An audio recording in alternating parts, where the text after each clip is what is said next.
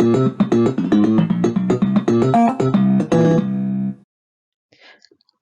everybody, and welcome to another One History Help video with me, Mrs. O'Neill. We're starting to get to the end of our series now of the videos looking at the causes of the Second World War. Second World War breaks out in September 1939, and as you can see from the heading here, we are on to March, so we're looking at 6 months before the war breaks out.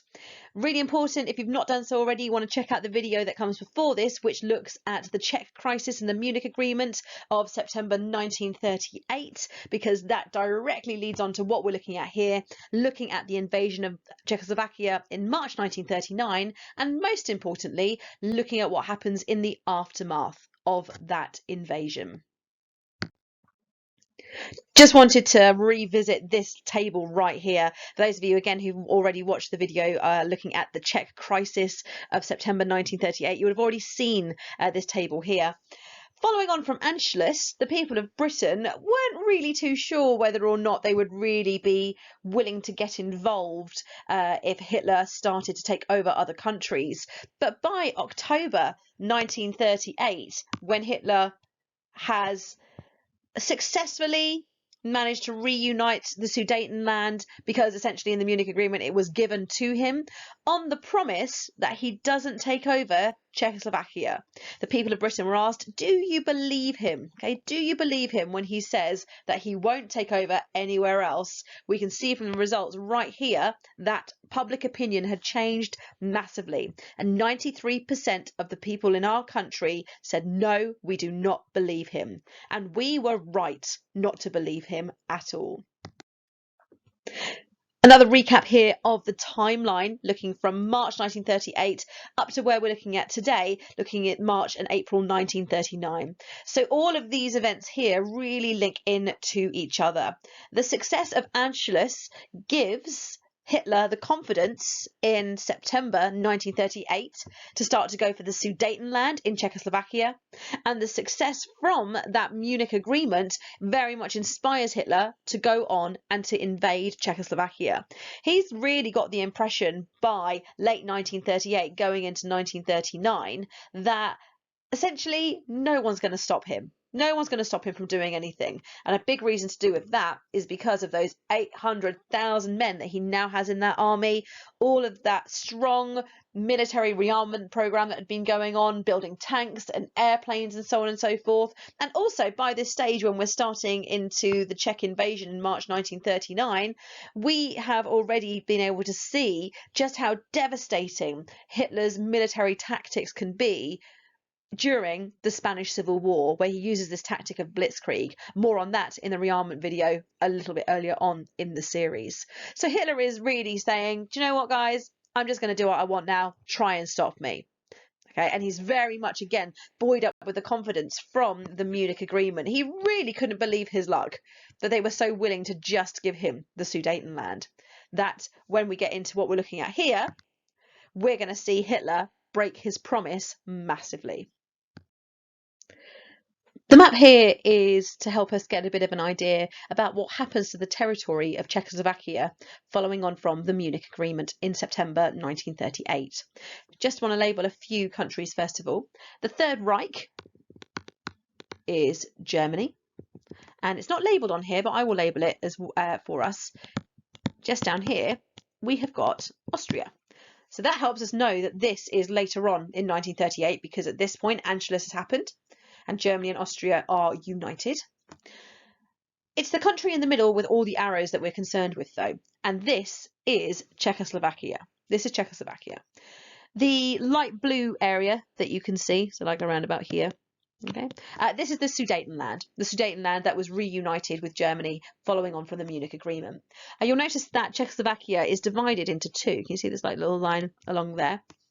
So both this bit here and this bit here, they are both part of the wider country of Czechoslovakia, but they are two very distinct regions. Czechoslovakia as a country was very much put together in the aftermath of the First World War, when the Austro-Hungarian Empire especially broke down, and the part on the left-hand side, the bit that's kind of labelled as number 5, if you will, is traditionally known as the area of Bohemia. And on the right hand side we have indeed Slovakia. Now, both Czechs and Slovaks lived in Czechoslovakia, okay, Czechs being Bohemians, if you will, and they weren't too happy about living side by side. The Slovaks in particular weren't too happy with this.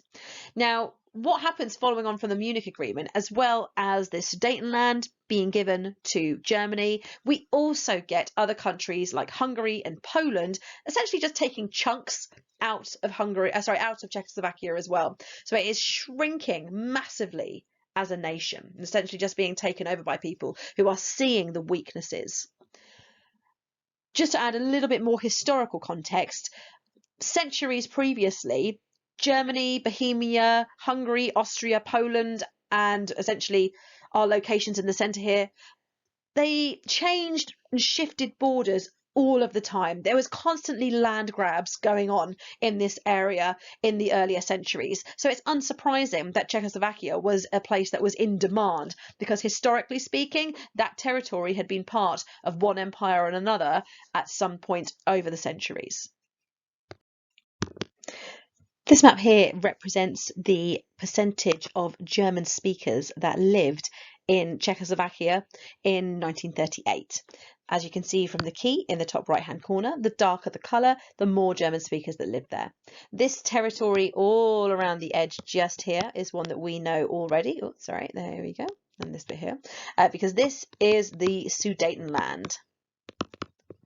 Okay, that had those 3 million German speaking people in it. But if we look at the rest of Czechoslovakia, we can see that actually there are very, very few German speakers here. Very, very few. The reason I'm acknowledging this and I'm showing this to you is because remember all of the events previously of Hitler being successful in conquering Lebensraum. It's all been to do with reuniting those German speakers. When the Tsar voted to return to Germany in 1935, there was no problem with that whatsoever, because again, the Saar was a German-speaking territory. When Anschluss was achieved in March 1938 between Austria and Germany, there was no backlash, because Austria was also a German-speaking nation. When the Sudetenland was returned to Germany following the Munich Agreement of September 1938, again, the whole understanding of that was the fact that the Sudetenland contained 3 million German-speaking people. As we can see using the key, over 75% of the population spoke German in the Sudetenland. But remember, Hitler's promise that he was agreeing to at the Munich Agreement of September 1938 was, yes, you can have the Sudetenland, but you can't take over the rest of Czechoslovakia. Because, let's face it, if his reason for conquering these territories is about trying to reunite German speakers, he can't use that argument here. The rest of Czechoslovakia is not a German-speaking nation. So if he is going to invade Czechoslovakia, he is going to need to have a pretty good reason for it, or else, essentially, that is an act of aggression that would need to be dealt with considerably. The picture there is of Beneš, who was the Czech president around the time of the Munich Agreement, and so bad was the Munich Agreement for Czechoslovakia that he was forced out of his position and into exile, and he was exiled over to Britain, incidentally.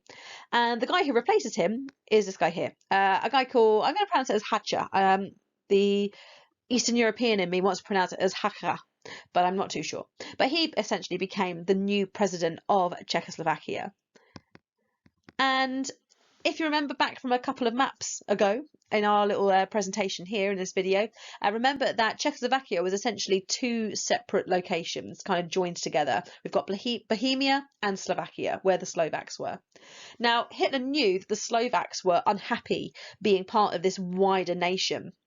So he does what he does best and stirs up trouble. So he really encourages the Slovaks in Czechoslovakia to demand independence from the wider rule of Czechoslovakia.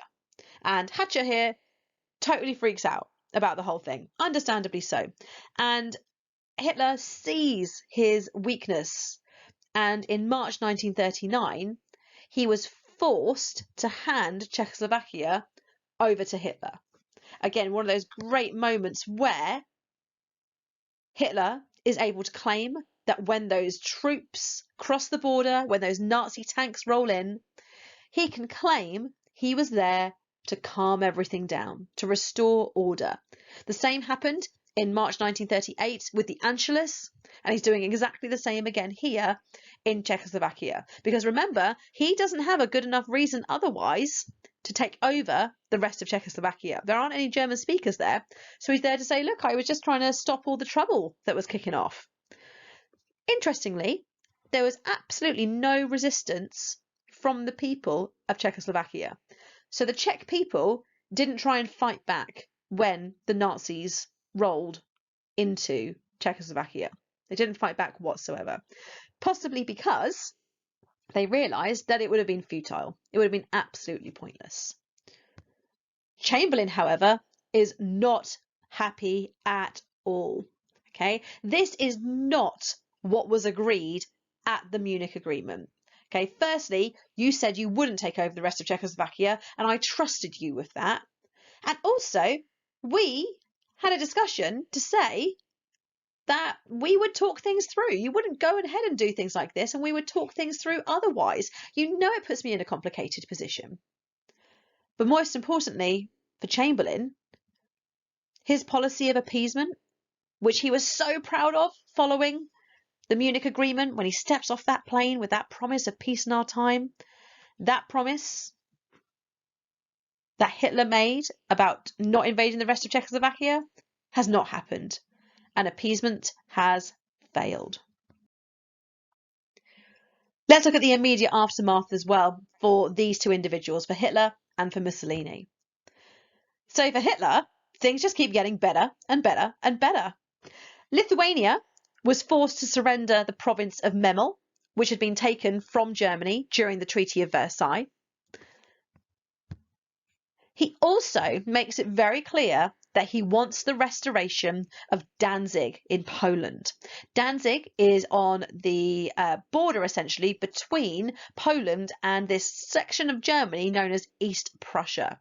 Okay, right on the border there. And it was made a free trading location under the Treaty of Versailles. And Hitler's like, nope, I want it back. Okay, I want it back. I want it to be part of our empire, part of our Reich, if you will. Think about that map from beforehand. And such is Hitler's confidence in the aftermath of the invasion of Czechoslovakia in March 1939 that he withdraws from the 10-year non-aggression pact with Poland, which lasted all of, let's have a look, 5 years. And he also withdrew from the Anglo-German naval agreement as well. So not only is he, pushing other nations, he's turning his back on previous promises. Remember, previously, he would have made promises like the non-aggression pact with Poland and the Anglo-German naval agreement to almost distract Britain and France into thinking that Hitler had peaceful intentions. And now, by March 1939, he's like, you know what? I'm strong enough. I know I'm the strongest person at this table, if you will. So I'm not frightened of you anymore. I don't feel like I need to keep you on side. I'm happy now that I am strong enough and I am confident enough to go forward with what I want, and you're not going to hold me back. Mussolini and Hitler's alliance became stronger and stronger and stronger. So by the time the invasion of Czechoslovakia happens, they are pretty much in each other's pockets. Mussolini also conquers Albania. And that's important for the alliance because, again, that means as an alliance of the two of them together, they are able to use the population in Albania, possibly to conscript soldiers, for instance. And also, as well as this, both Germany and Italy had also joined anti-communist pacts with Japan. And for those of you who know your World War II history, you will understand that Hitler, Mussolini, and the leaders of Japan form essentially a formal alliance in the early years of the Second World War. So essentially for Hitler and Mussolini, in the aftermath of the Czech invasion, things are just getting better and better and better. Things weren't quite so rosy, however, for Chamberlain. Hitler's invasion of Czechoslovakia is very different to his previous attempts at conquering Lebensraum. As mentioned previously, this is Hitler now invading and taking over countries that have very, very little links to Germany itself.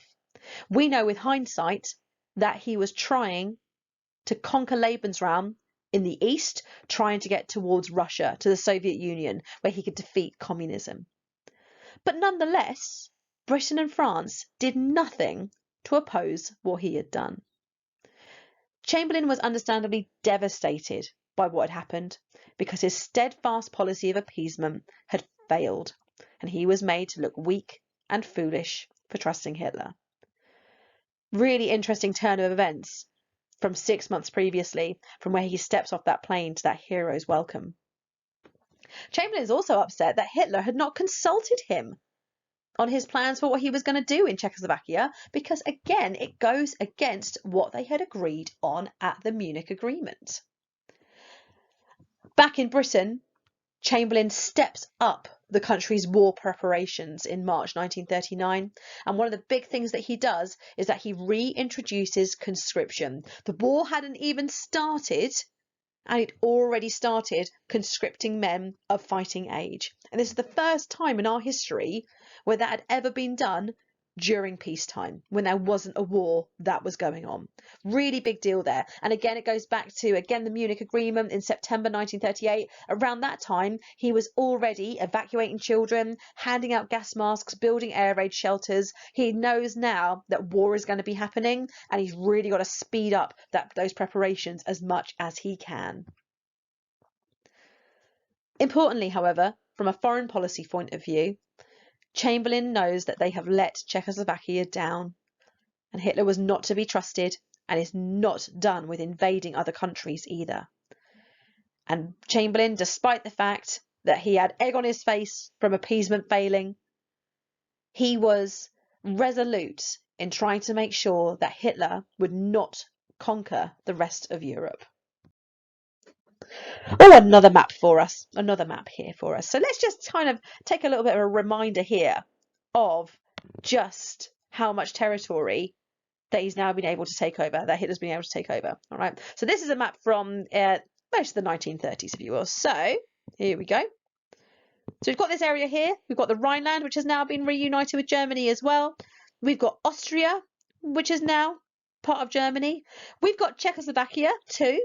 I'm just going to divide that roughly in half, because it's this part here of Czechoslovakia which goes into Germany's territory. This part here, the Slovakia part of Czechoslovakia, this becomes what we refer to as a puppet state. So it's not officially part of the wider German Empire, but it is still essentially controlled by the Nazis. The government that is in place in that part of the country is essentially a Nazi government. So at the stage where we're at here, following on, here we go,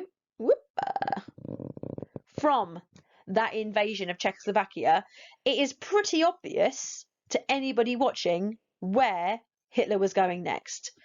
The next country on his list is Poland. Notice this part here that I'm just outlining. This is also technically German territory. This bit in between it is your Polish corridor, and you can see that city of Danzig just there as well. Poland is where Hitler wants to take over next. And if you imagine if he's successful with that, then, I just grab my eraser there, I have to get rid of that. Then suddenly, there we go, Germany's territory becomes even bigger. Okay, get that there. Okay, absolutely huge. Okay, so his sights are very much set, again, moving in this direction right here. Because once you've conquered Poland, the next location, just here, is the Soviet Union. Right, and that's where he wants to get to. That's where he wants to get to defeat communism. But for the meantime, let's stay focused on Poland. In April of 1939, Chamberlain puts together the Polish Guarantee, along with France as well. Poland, if Hitler invades your country, then Britain and France will come to your aid and protect you. We promise. Chamberlain knows that Czechoslovakia were let down massively, and he is not going to do the same with Poland either. But there's a problem. For the guarantee to work, Britain and France really needed the USSR on side to help them protect Poland against a Nazi invasion. Because geographically speaking, if Germany invades Poland, the Soviet Union, the USSR, can get there a lot quicker than Britain and France can. But remember, the USSR, Stalin, he was left out of the Munich Agreement. So he is not in the good books. Or I should say Britain and France are not in his good books. So he's going to be quite unwilling to do what they want. Also, when the people of Poland hear this idea, they're not overly thrilled about it because like most of Europe at this time, they don't like the Soviets either. And they were really worried that if a Soviet army turned up to defend them against the Nazis, that they wouldn't actually leave. Remember I said previously about how this kind of area of Central Eastern Europe has been up for grabs for centuries. That is so very true as well. Especially before the First World War, a significant part of Polish territory belonged to Russia. So the Poles and the Russians really not getting along at all. But nonetheless, Chamberlain has said to Poland, if Hitler invades, although he's secretly saying when Hitler invades because he knows it's going to happen, we will come to protect you. Okay, we will bring troops to protect you. And that is going to be really key in playing out to the final months towards the outbreak of war. So we've looked here at the invasion of Czechoslovakia and the Polish guarantee. Our next and final video will look at the last two events, the Nazi-Soviet Pact of August 1939 and then the invasion of Poland, which leads to the outbreak of World War II. Thank you for watching, everybody. I hope you found this useful. Don't forget to like and subscribe if you have found this video useful. Remember, if you subscribe, you get updates on when new videos are uploaded to the channel. And you can follow me on Twitter and Instagram. You'll find me there at One History Help. And you can also find me on Facebook as well if you'd like to. Just search for One History Help. Looking forward to seeing you for our final video in the series of the causes of the Second World War. Bye bye.